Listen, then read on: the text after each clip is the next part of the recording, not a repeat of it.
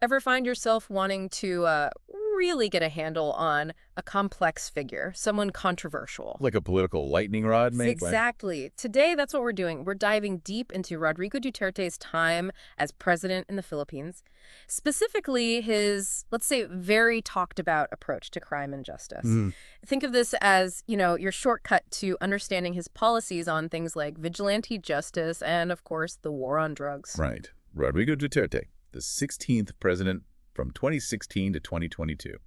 Known for being, well, blunt, very direct. Definitely blunt. And he had this really hardline stance against crime, drugs, corruption. It's a period that people are still debating heavily. For sure. So our mission today really is just to unpack the core of his law and order strategy using the info we've got. Focusing on that vigilante justice aspect in the drug war. Yeah, and we need to be super clear here. We're trying to understand the motivations, the actions, the results, but we're not, picking political sides. No endorsements, no critiques of his presidency itself. That's crucial. And based on our sources, it seems like we need to look at two main things to get it. Okay. First, Duterte's background. How his approach developed when he was mayor of Davao City for so long. Right, the devout connection. And second, how that big war on drugs played out nationally. The implementation, the consequences. Okay, let's start there then. Davao City. He was mayor for ages, and the city had a bit of a reputation, didn't it? Oh, absolutely. Davao had a pretty serious crime problem. Yeah. It was in that environment that Duterte really honed his, well, very assertive methods. Some might even say uncompromising. And this is where the name Davao Death Squad, or DDS, pops up. That's right, the DDS. It was this vigilante group, and it got accused of carrying out extrajudicial killings, targeting suspected criminals in Davao. Wow. Yeah, understanding the claims around the DDS is pretty central to understanding what came later, policy-wise. But the interesting thing is, despite all that controversy surrounding the DDS, Davao City did apparently get safer under his leadership. That was the report, yes. And that definitely built up his reputation as, the tough-on-crime guy. Why do you think that tough image resonated so much with people later on? Well, that feeling of increased safety in Davao, whether real or perceived, became a huge part of his appeal. Right. So when he ran for president in 2016, promising that same kind of law and order for the whole country, well, it clearly hit home for a lot of Filipinos.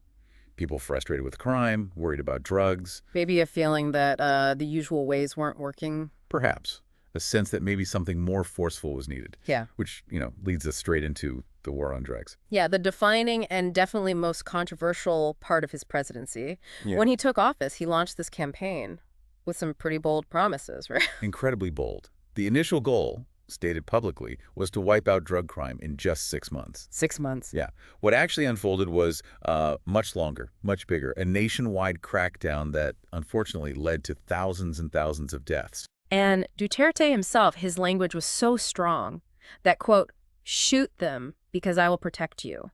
That really sticks out. It does. And that kind of rhetoric, it's powerful. And for many, deeply concerning. What kind of impact do you think that had? Well, the government always maintained these were legitimate police operations, right? But human rights groups, they painted a very different picture. Alleging state-sanctioned violence. Exactly. Extrajudicial killings. And that direct quote from Duterte, it likely emboldened those who felt, well, extreme measures were justified. The government's justification, as we understand it, was basically public safety. This was necessary to protect people. That was the argument, yes. That the drug problem was so severe, such a threat to society, that this kind of forceful response was essential. Prevent societal breakdown, basically. But that justification got a lot of pushback internationally. Oh, huge pushback. Organizations like the UN, Human Rights Watch, Amnesty International, they were extremely critical. What were their main points? What issues did they raise? The core concerns were about widespread reports of abuse, these allegations of summary executions, killings without trial, and importantly, evidence that these operations seem to hit vulnerable populations hardest, especially people in poorer areas. And the numbers, they're stark. The police, the PNP, reported over 6,000 deaths. Right, that's the official police figure. But activists, critics, they say the real number, it could be much, much higher. Why such a big gap? Well, there are a few likely reasons. The official numbers, they usually just count deaths in, quote, official police operations. Okay. But then you have all these reports of killings by vigilante groups, shadowy groups. Those deaths might not make it into the official count. It's just really hard to pin down an exact figure in that kind of environment. Very murky. You mentioned vigilante killings. How common were those? And was there a link to the official drug war? Reports suggested they were widespread. You'd hear about victims found dead, often with signs labeling them as drug dealers. Right. Now, Duterte always denied directly ordering these specific killings. But his public statements encouraging citizens to take action.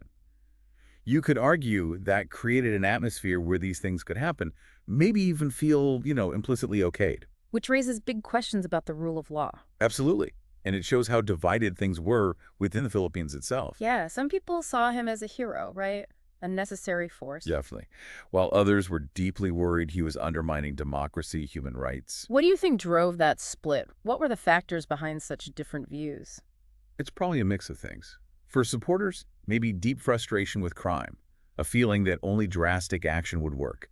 His direct style might have seemed like strong leadership to them. And for the critics? For critics, it was likely about due process, fundamental human rights, the danger of unchecked power, past experiences with governance, personal experiences with crime, or the justice system.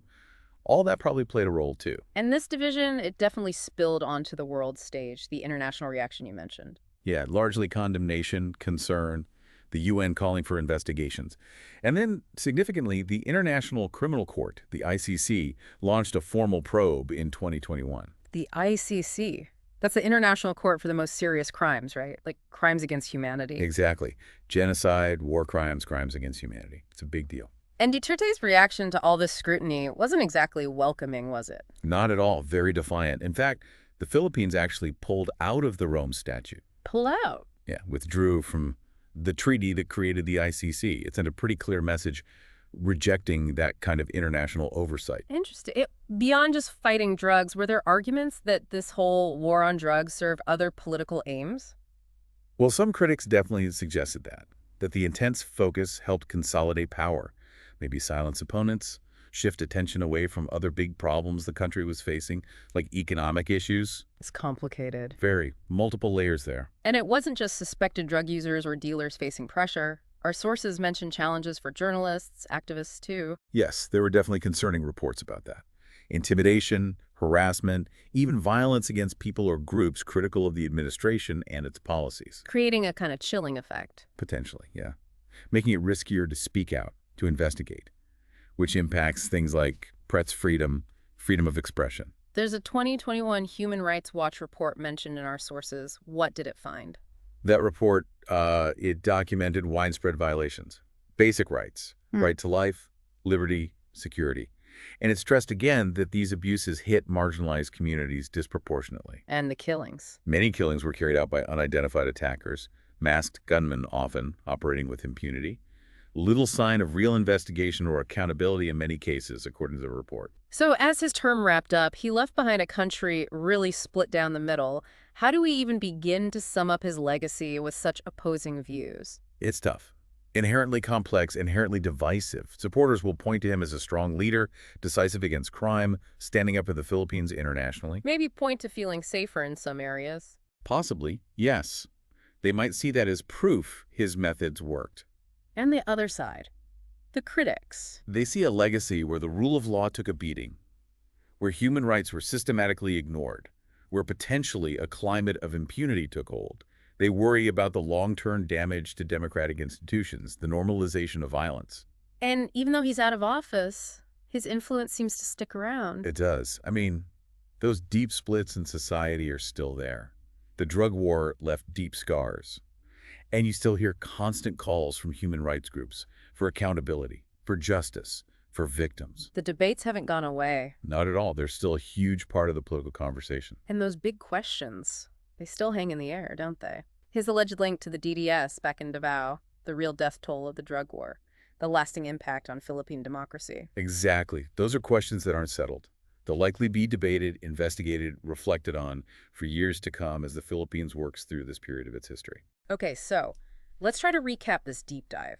We looked at how Duterte's time in Davao, his really aggressive crime-fighting approach there, kind of set the stage. Yeah, laid the groundwork. Then came the nationwide war on drugs, marked by immense violence, serious allegations about vigilante justice, and major international backlash over human rights. That sums it up pretty well. His presidency is, without doubt, one of the most fiercely debated chapters in recent Philippine history.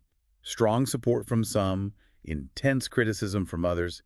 It's polarized. Reflecting on all this complex figure, it really gets you thinking, doesn't it? When Mm. you see how differently people viewed his actions, what does that tell us about that fundamental tension? The desire for safety versus the need to protect human rights. That balancing act. The critical question. How far is too far in the name of order? And maybe even broader. How do societies grapple with leaders who seem okay operating outside the usual legal lines, the ethical boundaries, to get what they want done? Definitely something to mull over long after we finish talking.